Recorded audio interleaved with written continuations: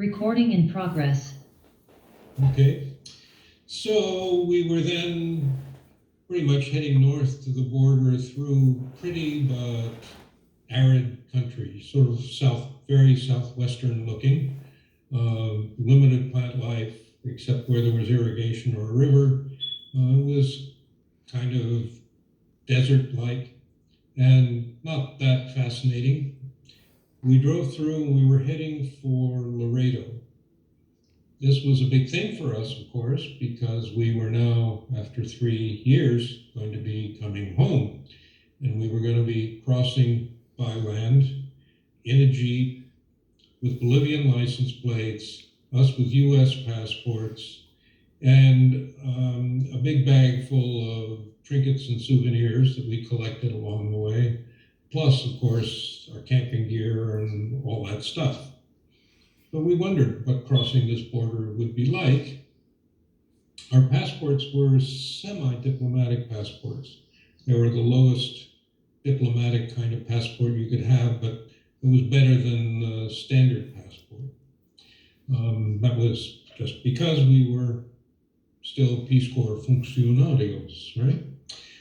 So we get to the border and we pull in, and the customs folks greet us, look at our plates, look at us, look at our passports, and essentially said, "Tell us your story." So we explained what we're doing. They said, "Well, what are you bringing back?" Well, we were 30 years old at that point. Said, "What are you bringing back?" We said, "Well, besides our clothes and the stuff we needed to maintain us on the drive," said, "we picked up some souvenirs along the way and we've written them all down and their value." So I said, "Here's what we need to declare. This is everything we have in the Jeep that we bought along the way." And he looked at it and said, "Pull over there," which was a parking area under a sort of a roof. And he said, "We're going to have to take a look."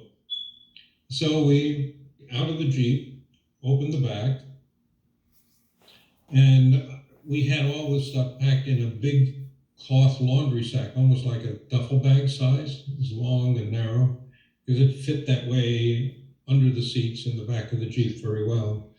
So I opened the back, pulled out some of our luggage, and they opened that and just briefly looked at it.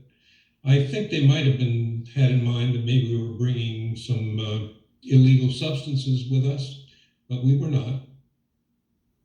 And then they opened the bag and started pulling things out, and I just checked them off the list and said, "Yeah, that's here, here, and here." He got about a quarter of the way into the bag. He said, "Okay." He said, "Let's just shut it up and put it back in." They welcomed us home, stamped the passport, the carnet de passage, remember that, and the export papers for the Jeep. We had to go through all that we were actually importing the Jeep and doing it legally.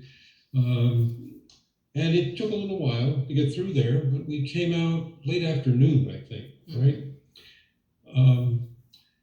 So as we drove away into the US,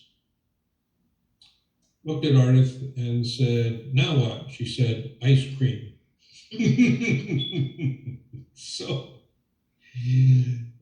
we hadn't really had much ice cream except what we made, because we couldn't be sure it was pasteurized anywhere else. And we then drove around. Ardith's ice cream barometer is pretty well refined. It didn't take her long to find a place that was selling ice cream, so we stopped and had a dish of ice cream each. What's your favorite flavor, Ardith? Chocolate. Do you like Haagen-Dazs? Mm-hmm. Oh, yeah. Is that your favorite? No. My favorite is probably local, country made. Yeah. Mm-hmm. Yeah. I'm going to reset.